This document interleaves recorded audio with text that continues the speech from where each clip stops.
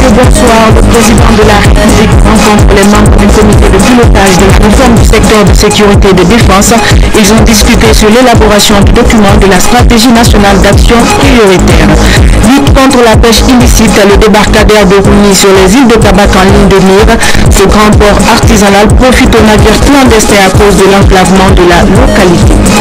Sport football avec la 12e journée du championnat national Ligue 1 Nimba Maïnine. L'AS Kaloum s'est imposé sur le score de 2-1 face au Pathé et reconforte sa position de leader. Bonsoir, quelle force de défense et de sécurité faut-il pour la Guinée? La question était au centre des discussions ce matin entre les membres du comité de pilotage de la réforme du secteur de défense et de sécurité. Ils devront élaborer un document sur la stratégie nationale d'action prioritaire.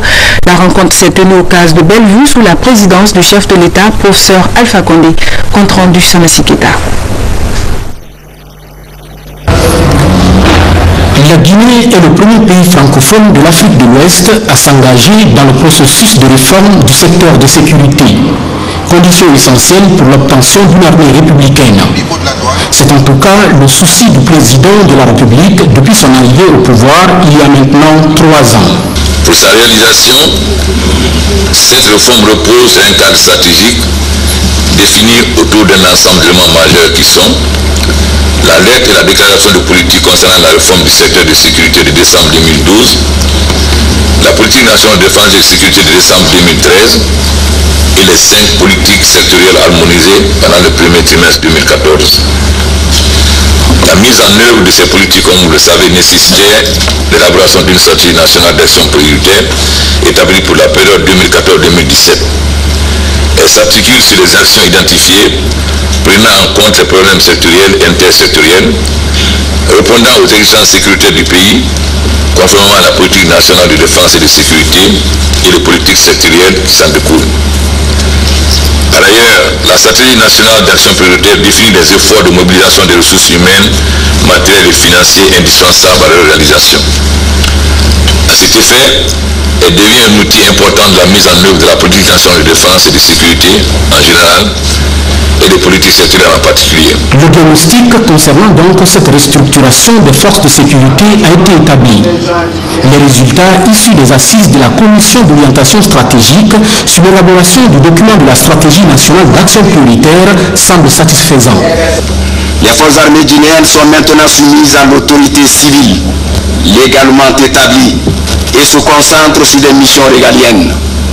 La présence de militaires dans les grandes villes du pays a disparu au profit des forces de police et de gendarmerie. La Guinée peut maintenant retrouver sa place sur la scène internationale.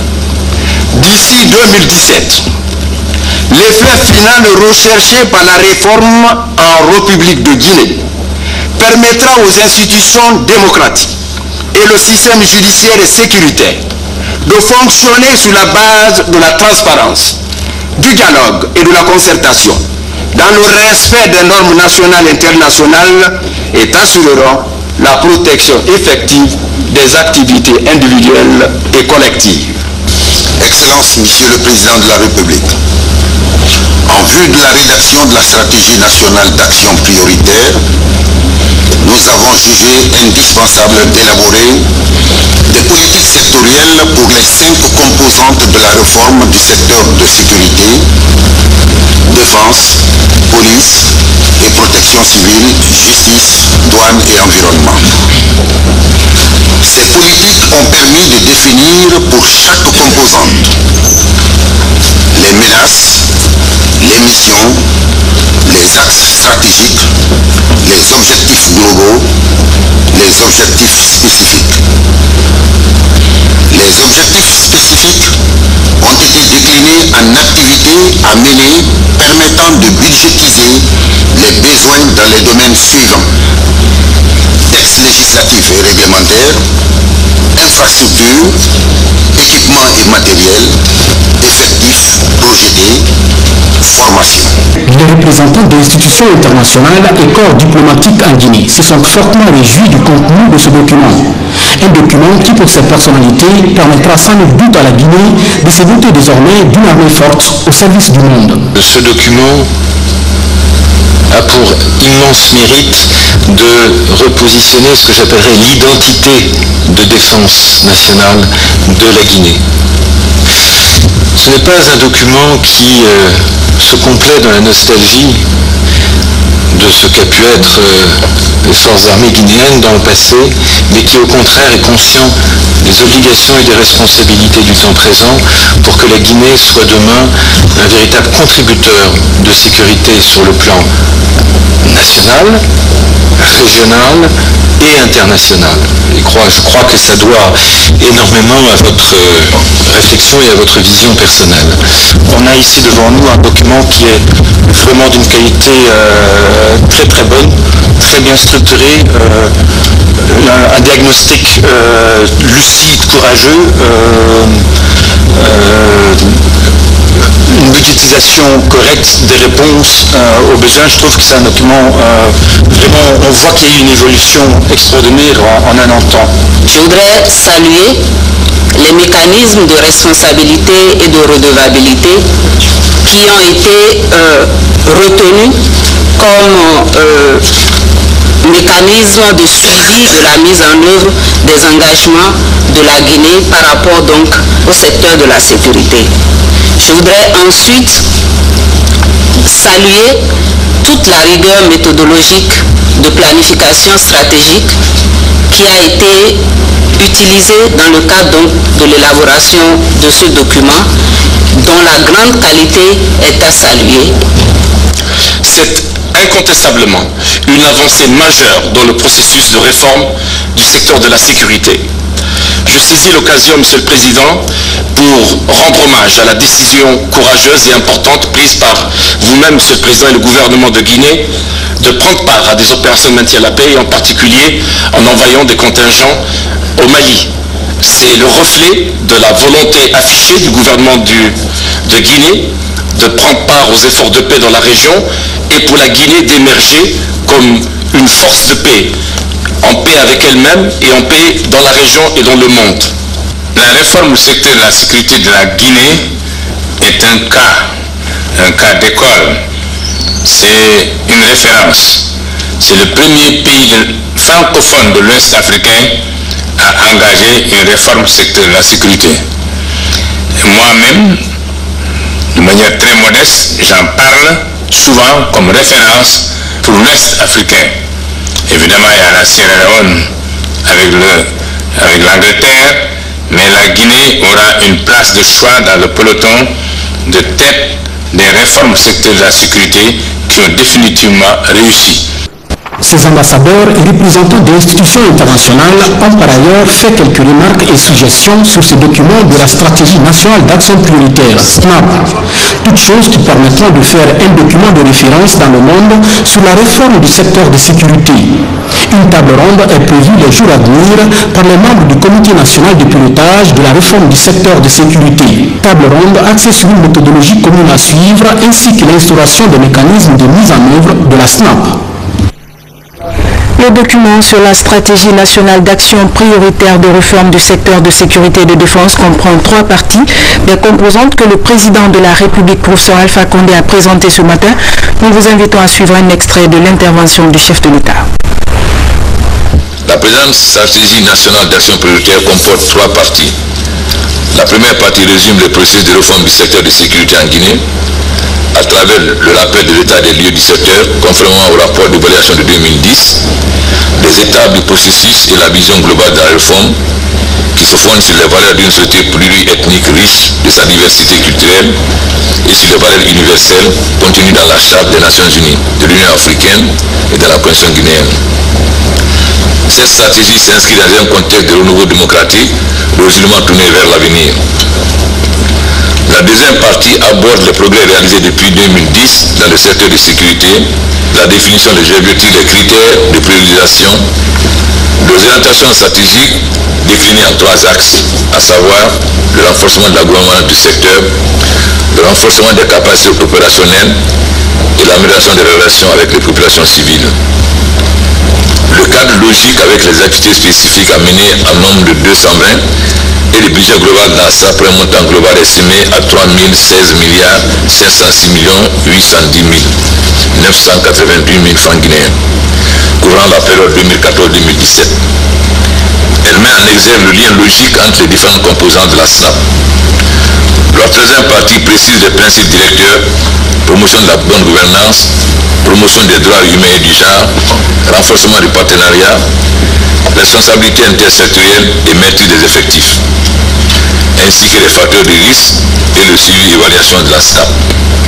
Elle explicite la méthodologie de mise en œuvre de la stratégie et le mécanisme de contrôle du processus sur la base des structures existantes au sein du Comité national de pilotage de la réforme, c'est-à-dire les comités techniques sectoriels, la commission technique de suivi et l'unité de gestion du programme. J'ai saisi cette occasion pour féliciter et remercier tous ceux de près ou de loin qui ont contribué à l'élaboration de ce document qui nous permettra de produire la réforme du secteur de sécurité à terme dans notre pays d'ici la fin 2017. Dans le même dossier, bientôt la mise en place d'un comité régional de défense et de sécurité à Conakry. Le gouverneur Soriba Sorel Camara est à pied d'œuvre pour expliquer et défendre sa nouvelle politique, notamment la lutte contre l'insécurité dans la capitale. Il a eu des entretiens avec le chef d'état-major général des armées et le haut commandant de la gendarmerie nationale. Compte rendu, Moussa Bongoa. Sécuriser les populations, lutter contre le grand banditisme sont entre autres priorités du gouverneur de la ville de Conakry. Dans sa démarche, Soriba Sorel Camara entame une tournée dans les services de défense et de sécurité de la capitale. Le haut commandement de la gendarmerie, direction de la justice militaire et l'état-major général des armées sont les premières étapes de cette prise de contact. Il s'agit de mettre en place un comité régional de défense et de sécurité. Après notre rencontre avec M. le ministre délégué à la Défense sur la problématique de la mise en œuvre du comité de défense et de sécurité de la ville de Conakry. Vous savez que c'est un comité qui est national, dirigé par le chef de l'État, qui est le ministre de la Défense. Aujourd'hui, nous sommes venus pour informer, prendre conseil auprès du haut commandant. Et je pense que nous avons bénéficié de ces sages conseils et il s'est engagé à se mettre à notre disposition, de nous soutenir dans notre action, parce que la lisibilité sur ces actions est déjà. Il suffit maintenant de mettre les efforts sécuritaires pour qu'il y ait des garanties. Et au-delà, nous avons emprunté notre politique de sécurité sur la prise des armes, sur l'assainissement de la ville, sur le déguerpissement, en leur demandant de s'impliquer très massivement et efficacement pour une pérennisation de ces actions suivant la vision du gouvernement et du chef de l'État. D'autres sujets d'intérêt commun sont discutés lors de cette rencontre, notamment la prolifération des armes légères, les relations civilo-militaires et la sécurité des institutions. À l'issue des échanges, ces officiers supérieurs réaffirment leur engagement à soutenir le gouverneur dans son programme. Dans le même registre, 24 armes et des munitions ont été déposées par les services de gendarmerie. Ces armes de guerre et de fabrication locale sont rendues par les citoyens et les anciens combattants. Dans la foulée, les femmes de l'Assemblée nationale en conclave à Kindia, elles se mobilisent contre les discriminations dont sont victimes la couche féminine. C'est une initiative du PNUD, Programme des Nations Unies pour le développement. La démarche vise à sensibiliser et à renforcer les capacités des 25 femmes qui siègent à l'hémicycle. Le projet est piloté sur le terrain par National Democratic Institute. Mohamed Sanko. En dépit de la ratification par la Guinée de toutes les conventions internationales relatives à la promotion et à la protection des femmes et des enfants, ces couches continuent de subir les effets des stéréotypes discriminatoires. Les femmes députées de la présente législature disent halte et s'engagent dans la dynamique de la promotion et de la protection de ces couches vulnérables de la société. Nous allons former notre forum pour la défense des droits de la femme guinéenne pour essayer de corriger les inégalités qu'on trouve dans notre code civil. Les débats étaient donc axés notamment sur le code civil révisé, la loi sur la parité, le code des forces armées et de sécurité et les violences faites aux femmes en général. Il s'agit également de constituer une commission genre et équité à l'Assemblée nationale pour corriger les dysfonctionnements dans l'application des textes. Tous les aspects ont été abordés.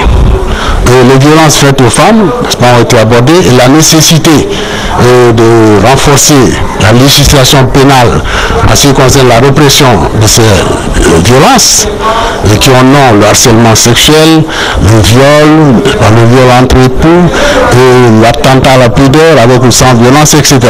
Le PNUD est prêt à accompagner cette initiative des femmes députées qui vise à renforcer l'implantation de la démocratie plurielle en Guinée. Le PNUD a pris un engagement d'accompagner la Guinée et surtout à travers leurs femmes députées afin que les femmes députées puissent faire en sorte que la Guinée, qui a inscrit dans sa politique la promotion, la protection et l'autonomisation de la femme, que cette politique soit une réalité.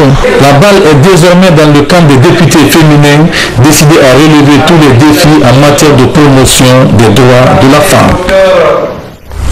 Audience à la primature, le Premier ministre chef de gouvernement a échangé avec le président de la Confédération africaine de handball en mission de travail à Conakry. L'accent a été mis sur la promotion de ce sport collectif en Guinée. La synthèse avec Adi Kamara.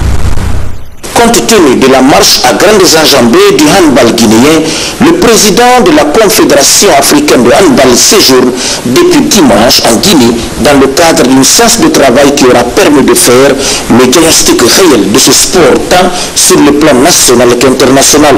Ce qui explique cette rencontre entre le Premier ministre Mohamed Sédou Fofana et le président de la Confédération africaine de handball, le Béninois Mansourou Arimou. On va faire le point, n'est-ce pas, de la scène de travail que j'ai eu avec la Fédération guinéenne de handball, qui est assortie de beaucoup de conclusions.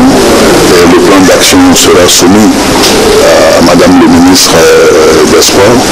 Et j'ai fait remarquer, n'est-ce pas, que les pouvoirs publics avaient une partition à jouer, notamment au plan infrastructurel, et accompagner la fédération dans la participation et surtout l'organisation d'événements statutaires pour permettre à tous les acteurs impliqués dans la gestion du handball d'avoir des repères aujourd'hui et apprécier la marge du travail à effectuer. En réponse, le Premier ministre Fofana a rassuré que le gouvernement va accompagner la Fédération guinéenne de handball dirigée par Mamadou Bapaï Kamara à travers le ministère des Sports en vue de développer et de promouvoir cette activité sportive en Guinée. Mohamed Sédou Fofana a insisté longuement sur le renforcement et la préservation des acquis et l'identification des domaines réservés pour la construction des infrastructures adéquates. L'Agence du service civique d'action pour le développement multiplie les efforts pour répondre à la problématique de l'emploi. Plus de 200 jeunes suivent actuellement un stage de formation. Il s'agit d'un nouveau programme pour les chercheurs d'emploi. Ce programme qui a été lancé ce mercredi vise à faciliter l'insertion professionnelle des jeunes en quête de travail. Le point avec Baba Kouati. Ils sont 228 agents de la deuxième promotion de l'Agence du service civique d'action pour le développement. Pendant 18 ou 24 mois, ils se forment à un métier professionnalisant. Les filières comme mécanique auto, plomberie et électricité sont enseignées. Mais avant, ils sont initiés à la formation civique et morale. L'objectif est de les doter des notions du savoir-vivre. L'essentiel ici, la formation de citoyenneté à la SAD, c'est de pouvoir, n'est-ce pas, changer le comportement des jeunes pour lui que désormais qu'ils ne se comportent plus comme ceux-là qui n'ont pas eu la chance de bénéficier de cette formation. Nous sentons un changement de comportement progressif chez les jeunes. Créée par le président de la République en 2011, la SCAD a déjà sa première promotion sur le marché d'emploi. Plus de 53% de ses diplômés ont déjà un travail. L'objectif n'est pas encore atteint. Cependant, les responsables comptent travailler davantage pour répondre à la problématique de l'emploi jeune. Le SCAD a pour mission principale de recruter les jeunes, les mettre en formation professionnelle qualifiante et puis de leur trouver du travail ou de les aider à l'auto-emploi. Le volontaire de SCAD, au cours de sa formation civique et citoyenne, bénéficie d'un encadrement mixte civilo-militaire. La création d'un centre régional à Namou est un autre défi que se fixe le SCAD d'ici la fin de l'année. Les travaux de bitumage de la voirie urbaine progressent. C'est un chantier de 5 km de route. Les machines tournent tous les jours et la centaine d'ouvriers mobilisés travaillent d'arrache-pied pour être dans le délai contractuel. Reportage Ibrahim Kita. S'il y a quelques années, la ville historique de Bofa était dominée par la poussière, tel n'est plus le cas. Sous le financement du budget national de développement, le gouvernement offre 5 km de bitume. Après les périphéries, les travaux proprement dits de la voirie urbaine ont démarré. Des travaux salués par la population bénéficiaire. Nous sommes très contents. Alors, pour la population de Bofa, nous sommes tous ravis. Nous demandons au gouvernement et au président de la République d'augmenter vraiment cette action. Nous sommes comblés de joie, nous sommes dépassés, nous prions pour le président qui nous a tirés de la poussière. Je vois ce que le gouvernement est en train de faire pour nous, la population de Bofa. Et là, on est tellement fiers pour ça. Ça fait un peu longtemps qu'on n'a pas eu ces infrastructures pareilles. L'entreprise MCA compte réaliser des travaux en respectant les termes du cahier de charge. Exécuté à plus de 80%, MCA compte rendre l'ouvrage avant les grandes pluies. Ce qui reste, peut-être 17-20%, ce qu'il reste de mettre en place. Hein. À Bofa comme ailleurs, les chantiers sont ouverts par le gouvernement. L'objectif est clair, améliorer les conditions de vie des populations. Travaux publics toujours, le pont qui sépare la Guinée du Libéria dans la sous-préfecture de Djeké est en entretien. Important ouvrage de franchissement construit sur le fleuve Mano. Ce pont permet l'acheminement des produits des zones de production vers les zones de commercialisation. L'engagement de l'État guinéen à le maintenir en bon état fait de nombreux heureux dans la région forestière. Reportage, c'est pour Fernand Gourma. Ce pont mitoyen date de la période coloniale. Il matérialise la frontière entre la Guinée et le Libéria. Construit sur le fleuve Mano, ce pont de 55 mètres est un passage obligé des populations des deux pays. Il constitue de ce fait un outil d'intégration économique et culturelle. Ici, passent plusieurs dizaines de véhicules par jour. Dans un état de dégradation avancé, ce pont risque de s'écrouler si des dispositions ne sont pas prises. C'est pourquoi l'entreprise Métal Plus, avec un financement du gouvernement guinéen, s'attelle à sa rénovation. Une satisfaction pour les usagers. Actuellement, on est bien content aujourd'hui là, vraiment. On est bien content parce que la route là, si est coupée seulement pour nous là, non, vraiment c'est impossible pour nous là. Vraiment, on remercie le gouvernement et on remercie le travail encore. Surely, because this is a land of demarcation. Un passage international entre les deux pays, si ce pont n'est pas réparé, je sais bien qu'il n'y a pas les poids lourds qui peuvent traverser d'aller au Libéria ou en Guinée. Donc, je suis très satisfait pour que la Guinée vienne au secours pour réparer cette pont. Or even aliens to pass. So it's very important. Alors qu'il est, les travaux vont bon train et les ingénieurs promettent de le livrer à temps.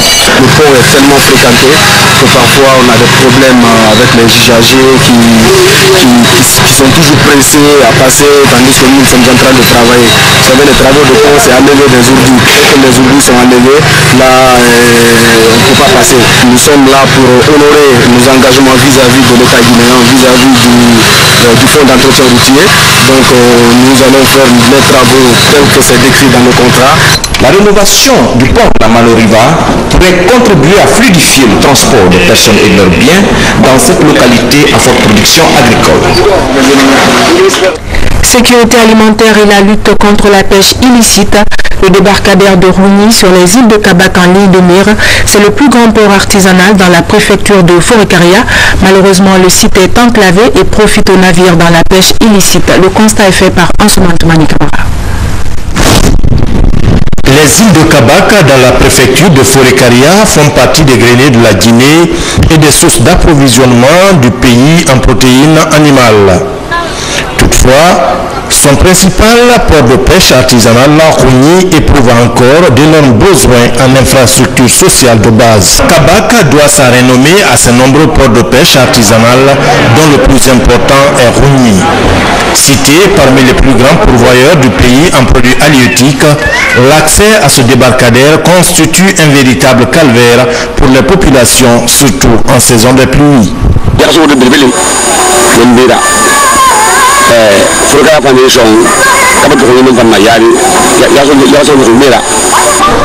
Dans la préfecture de Forêt-Caria, c'est ici le plus grand débarcadère.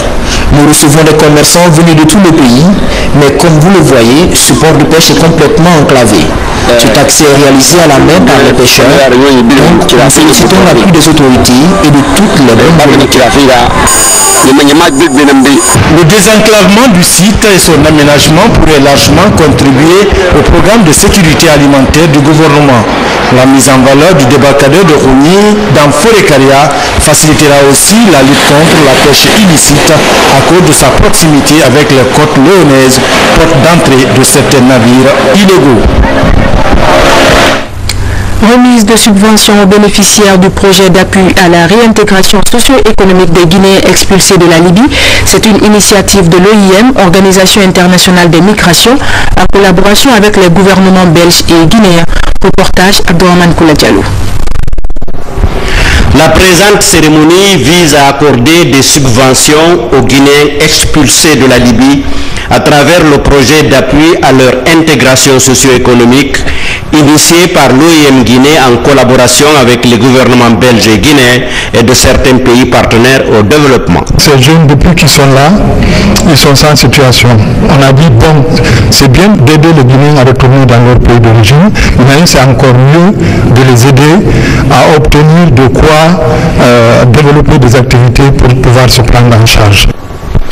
En présidant la cérémonie, le gouverneur de la ville de Conakry a, au nom du président de la République et de son gouvernement, exprimé sa gratitude à l'OIM Guinée avant de souligner sa volonté d'assister ces expulsés en vue de leur intégration socio-économique au niveau de son institution. Le gouvernement compte les appuyer dans la facilitation administrative par la fourniture des agréments ou leur intégration par les protocoles au niveau des communes dans l'esprit de l'emploi jeune. Les bénéficiaires du projet se disent satisfaits de la démarche. Je suis très fier et je remercie l'OIM à travers le gouvernement belge qui nous assiste. Depuis notre retour, c'est la première fois qu'on bénéficie d'une assistance pareille. Cette initiative de l'OIM Guinée, à travers des projets générateurs de revenus en faveur des Guinéens expulsés d'Afrique et d'ailleurs, contribue à lutter plus efficacement contre l'immigration clandestine. Le ministre de la Communication s'est entretenu avec l'ambassadeur de la paix, Aluseni Kake Makanera et Elhaj Djeriba Diaby ont discuté des projets et programmes engagés par le nouveau ministre. L'ambassadeur de la paix a en outre sollicité l'appui du département pour la réussite de la campagne de bienfaisance qu'il a lancée à travers la Guinée. Cheikh Sanko. Cet homme n'est pas n'importe qui. Il est l'ambassadeur de la paix, connu à travers plusieurs pays d'Afrique à cause de tout ce qu'il fait pour réconcilier les hommes. Elhaj Djeriba Diaby est un engagé pour la paix, même au prix de sa vie.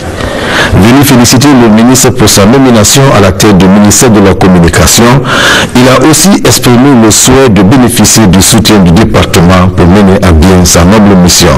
Je suis venu non seulement pour écouter des conseils d'un frère, d'un membre de gouvernement, et surtout de demander à son Excellence, Monsieur le ministre, de m'accompagner dans mes démarches en Guinée, dans mon pays, sur lequel je rêve que la paix. Rien que la paix, c'est le combat le plus difficile, mais je pense avec le cœur que nous avons, la volonté que nous avons, nous allons réussir à mettre les fils et les filles de notre cher pays ensemble pour que chacun parle de la paix, puisque la paix c'est le cœur.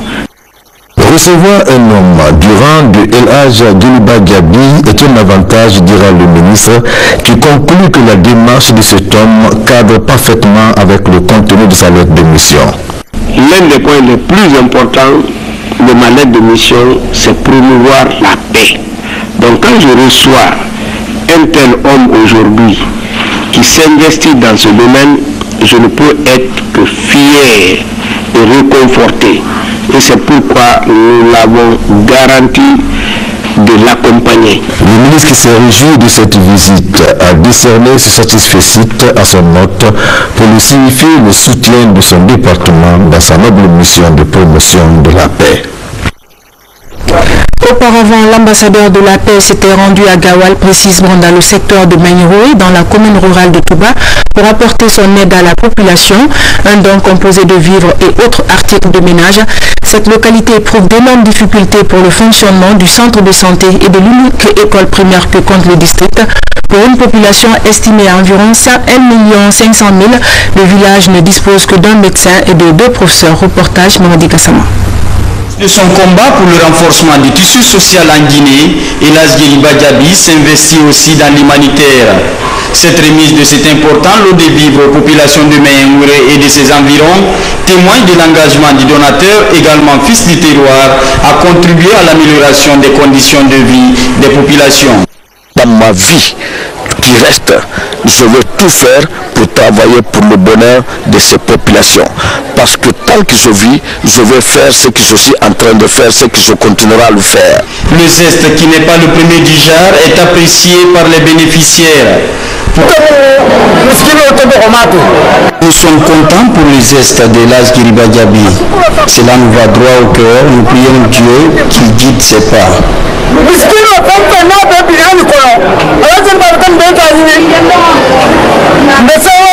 Pour la pérennisation de ces actions de charité, l'ambassadeur de la paix entend multiplier ce genre d'initiatives dans d'autres régions de la Guinée.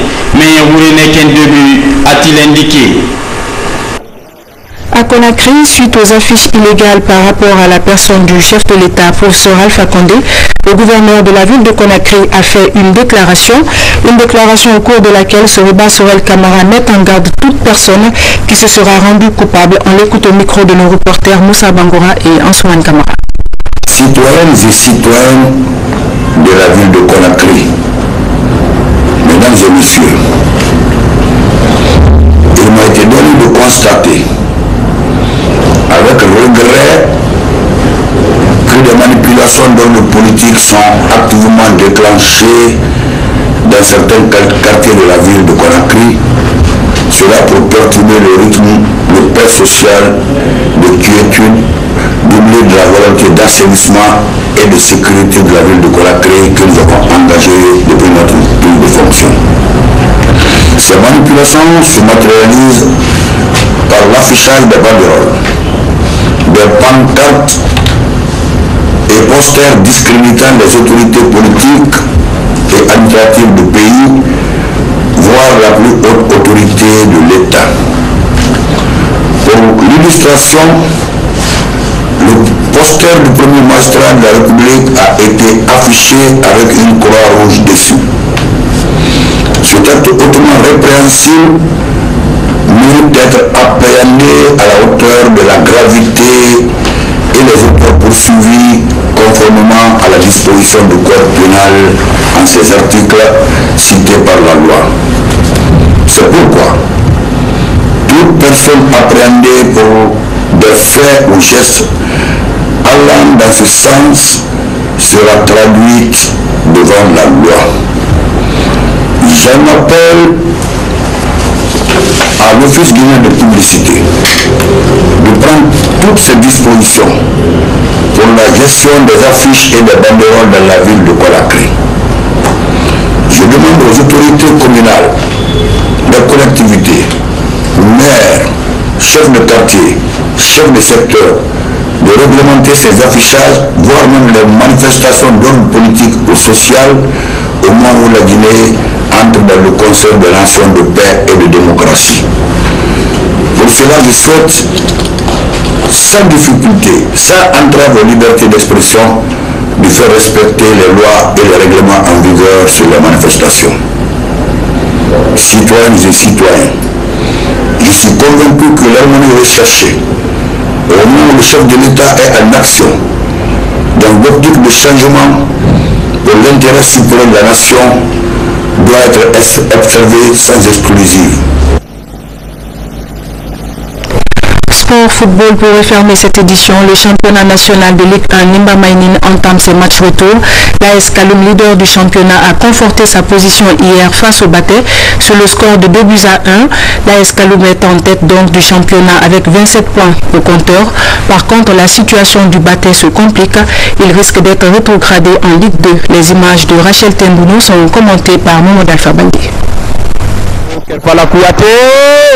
a fallu 25 minutes de jeu à l'ASK, leader du championnat, pour ouvrir le score face au modeste club du Baté Nafagui. Le but est signé Kerfala Kouyaté, alias Jojo, attaquant de l'ASK. Au terme de la rencontre, l'ASK s'impose sur le score de 2-1. Avec 27 points au compteur, le club de la presqu'île de Kaloum est leader du championnat. Après la trêve, c'est toujours compliqué. On joue contre une équipe qui joue le maintien. C'est pas un match facile, donc on va retenir les 3 points et on espère évidemment monter en puissance au fil des matchs à suivre. Nous sommes contents parce qu'on sent que le championnat est très relevé et tout le monde peut battre tout le monde. Avec cette nouvelle défaite, l'AS Baté compromet encore plus ses chances de survie au sein de la Ligue 1 pour la prochaine saison. Ma mission, c'est de maintenir le club parce que j'ai trouvé le club avant 2000. Donc mon arrivée jusqu'à présent encore, je n'ai pas eu la chance non seulement de gagner, mais avec les préparations, même les joueurs sont contents pour mon arrivée parce qu'ils ont constaté déjà, comment on appelle ça, le plan d'entraînement. Il y a un petit changement, ça c'est pas moi qui dois le dire, ça se trouve déjà dans le terrain. Donc, mais je promets quand même que, Inch'Allah, je vais maintenir quand même Baté Nafagui. Cette 12e journée annonce le début des matchs retour. Le FC Séquence est deuxième à 6 points de l'ASK. Le tenant du titre, le Oroya, partage la 4e place avec le FC Sumba. Derrière le Félostar de la Baie, 3e. Officiel, c'est... Toujours avec ce championnat national de football Ligue 1, les dernières rencontres de la 12e journée viennent de prendre fin à Labé et à Conakry. Au stade Saifoulay Diallo, le Félostar et le Oroya ont fait un match nul de 0 but partout. Au stade du 28 septembre, Atlético de Koléa a battu Satoba par la marque de 2-1. Voilà, mesdames et messieurs, c'est la fin de ce journal. Merci à vous de l'avoir suivi. Demain, vous serez avec Yamoussa Sidibé. Bonsoir chez vous.